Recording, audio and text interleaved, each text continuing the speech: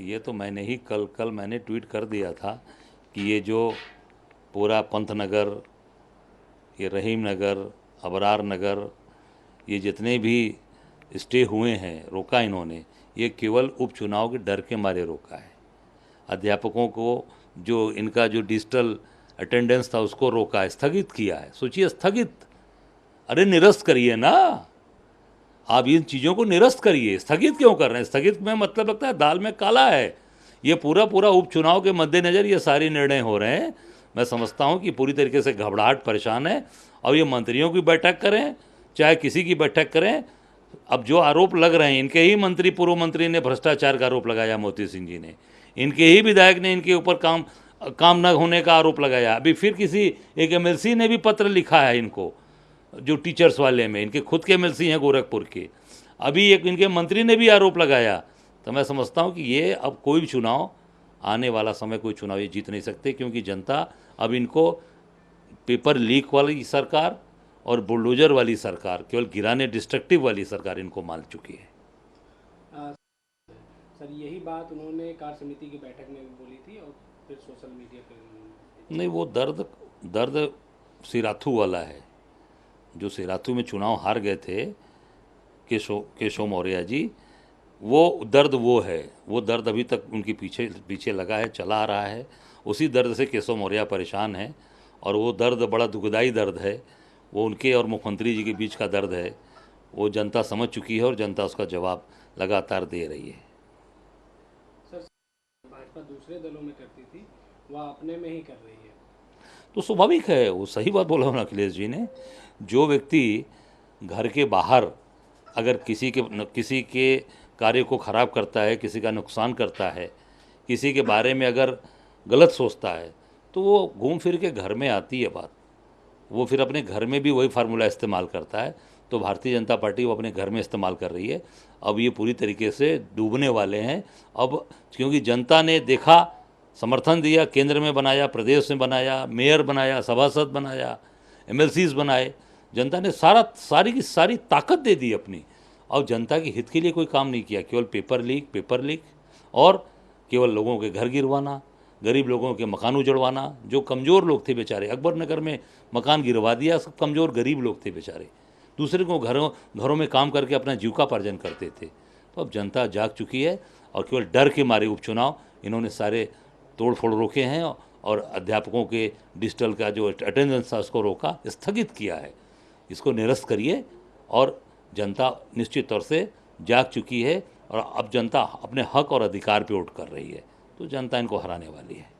Sir और कल मुख्यमंत्री योगी आदित्यनाथ ने इसका संज्ञान लिया, कहा है कि जिन अधिकारियों ने ये अफवाह फैलाई है, माहौल ख़राब किया, उनके ऊपर भी कार्रवाई होगी, और तोड़फोड़ की जो कार्रवाई थी उसको भी स्थगित कर दिया है। तो क्या, कैसे देखते हैं सर?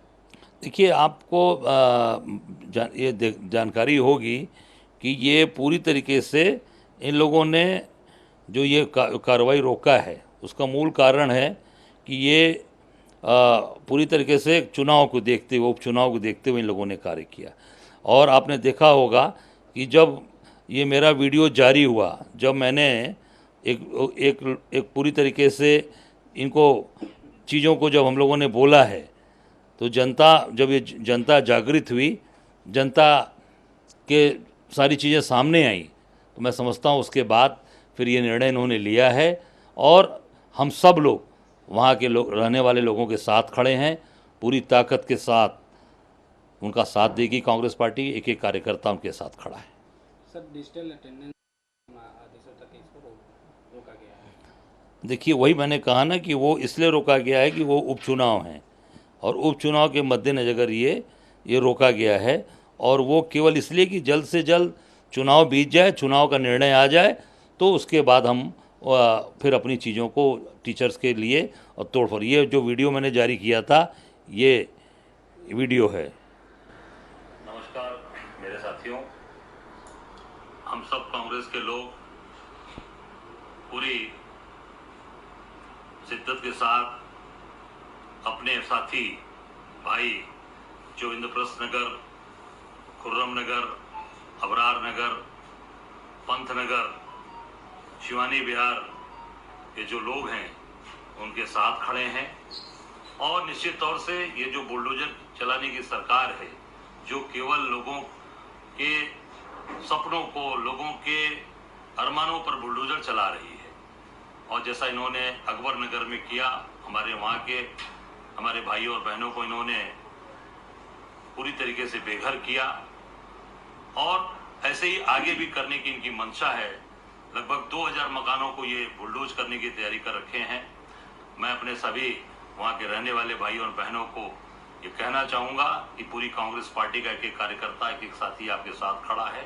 हम सब लोग 18 तारीख को आप सबसे पूरी कांग्रेस पार्टी का डेलीगेशन मिलने आ रहा है, और आपके साथ कंधे से कंधा मिलाकर खड़े रहेंगे, और आपकी एक ईंटों को नहीं हिलने देंगे।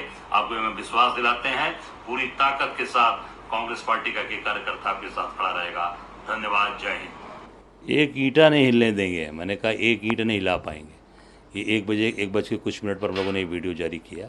उसके बाद 3 बजे इनका ट्वीट आया होगा, आपने देखा होगा योगी जी का।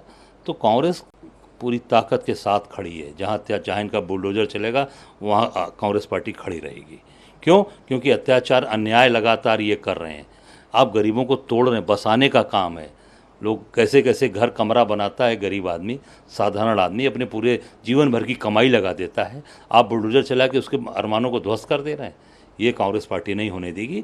और ये उपचुनाव के मद्देनज़र ही इन लोगों ने हर जगह जो भी ये निर्णय लिया इन्होंने, चाहे वो टीचर्स के अटेंडेंस का मामला हो, चाहे ये जो ये कुकरेल नाले पर तोड़फोड़ की बात हो, ये केवल उपचुनाव, अभी देखिए उपचुनाव की मीटिंग भी आज हो गई। मैंने कल बोला, आज ही मीटिंग हो रही है। ये केवल हर नफ़े नुकसान की वजह से सारे निर्णय लेते हैं। लोगों के हित में, लोगों के भविष्य के लिए, उनके आगे के लिए, बच्चों के लिए उस पर निर्णय नहीं होता। हमको कितना इसका फ़ायदा नुकसान होगा, निर्णय इस पर होता है। सर, क्या लगता है जो बीजेपी के अरे बगावती इसलिए दे रहे हैं कि वो देख रहे हैं कि कल विधानसभा में जनता दौड़ा लेगी।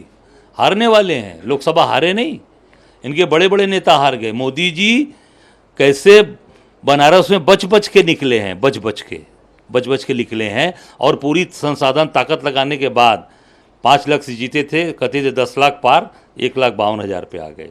पिछली बार जितना वोट पाए थे उससे 65,000 वोट कम इस बार मिला है। ठीक है, तो जब मोदी जी फंस गए थे तो बाकी लोगों की कोई बात ही नहीं है, तो सबकी हवा खराब है।